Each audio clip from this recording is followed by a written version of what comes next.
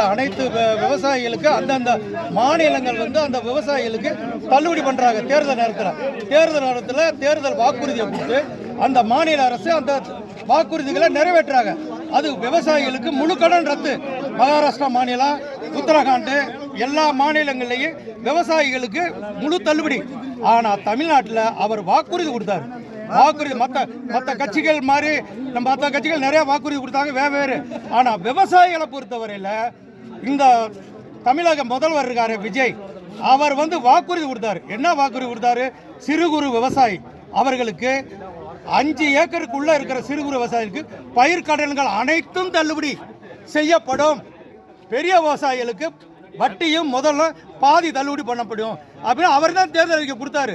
இப்போ அவர் பண்ணிட்டு இது யாருமே இதனால் வரையும் சுதந்திரம் வாங்கினதுலேருந்து விவசாயிகளுக்கு கடன் தள்ளுபடியை இந்த அளவுக்கு பேசிக் முறை, அதாவது பணத்தினுடைய லிமிட்டேஷனை வச்சு தள்ளுபடினா இது என்னமோ கான்ட்ராக்ட் பேசிக் மாதிரி இருக்கு. எங்களுக்கு ஏலத்தில் விடுற மாதிரி இருக்கு. 50,000 75,000 அது என்ன பேசிக்கு? சிறு விவசாயி, அதாவது குறு விவசாயி இருக்காங்க. குறு விவசாயி எவ்வளவு? 2 ஏக்கர் கீழே இருக்கிறவங்க குறு. கொஞ்சம் சிறு விவசாயி 2 ஏக்கர் டு 5 ஏக்கர், அதுதான் சிறு குறு. 5 ஏக்கர் கீழே அதை மென்ஷன் பண்ணியாச்சு. இடத்த பரப்பளவு மென்ஷன் பண்ணியாச்சு, விவசாயம் மென்ஷன் பண்ணியாச்சு. அப்புறம் ஏன் அதில் கொடுக்கறதுல என்ன பிரச்சனை? அமௌண்ட்டை பேசிக் பண்ணுறதுல எப்படி பண்ண முடியும்? இன்னைக்கு நெல்லுக்கு சிறு குறு விவசாயிக்கு என்ன கொடுக்குறாங்க? ஏக்கருக்கு 30,000. அவர் கொடுக்குற 2 ஏக்கர் வாங்குறாங்க. 2 ஏக்கர் வாங்குறவங்களுக்கு என்ன ஆச்சு? 75,000 ஆச்சு. இவர் கொடுக்குற 50,000 தள்ளுபடி சிறு விவசாயிக்கு குறு விவசாயிக்கே வராது. இந்த கடன் தள்ளுபடி, இந்த கடன் தள்ளுபடி எந்த ஸ்கீமுக்குமே ஒத்து வராது. நெல்லை மென்ஷன் பண்ணி கூட அவர் அதுவும் சரியா வரல. வாழை இருக்கு, கரும்பு இருக்கு, ஏகப்பட்ட இயற்கையின் சீற்றம், வெள்ளம், மழை, காத்து எல்லாத்திலும் பாதிக்கப்படுறான் விவசாயி. இடியில தாக்கப்படுறான். இடியில 4 பேர் பொம்பளை நேற்று கூட திருமங்கலம் பக்கத்தில் செத்துருக்காங்க. பருத்தி எடுத்துட்டு போன பொம்பளை.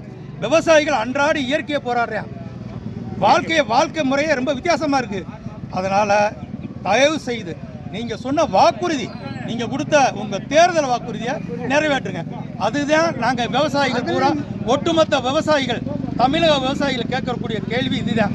இது அரசியல் கட்சியோ இது மத சார்பற்றோ எதுவும் இல்லை. ஒட்டுமொத்தமான விவசாயிகள் தான். அனைத்து விவசாயிகளும் ஒன்று சேர்றான். ஆனா அனைத்து விவசாயிகளுக்கு மின்சாரத்துல கூட சில இடர்பாடுகள் சொன்னீங்க.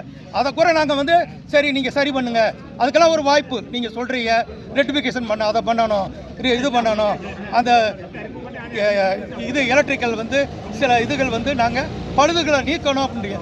அதெல்லாம் ரீசனபிள். நீங்க பேசுறத சில இதை நீங்க ஆட்சிக்கு வந்திருக்கீங்க, 40 நாள் ஆயிருக்கு, இன்னொரு 3 மாசத்துக்கு கூட கொடுக்குறோம் அதெல்லாம். ஆனா விவசாய தள்ளுபடின்றது நீங்க கொடுத்த தள்ளுபடியை உடனடியாக நீங்க முழு கடனையும் தள்ளுபடி பண்ணணும்ன்றத விவசாயிகளுடைய கோரிக்கை. இது சின்ன ஒரு, அதாவது இப்போ ஆர்ப்பாட்டம்ன்றது திடீர்னு நம்ம சொன்னாங்க. இங்கே இருக்கிற விவசாயிகள் பெரும் விவசாயி, இந்த பகுதி விவசாயம் நிறைந்த பகுதி, சோழவந்தான் பகுதி. சோழவந்தான் தொகுதி விவசாயம் முழுமையாக நிறைஞ்ச பகுதி.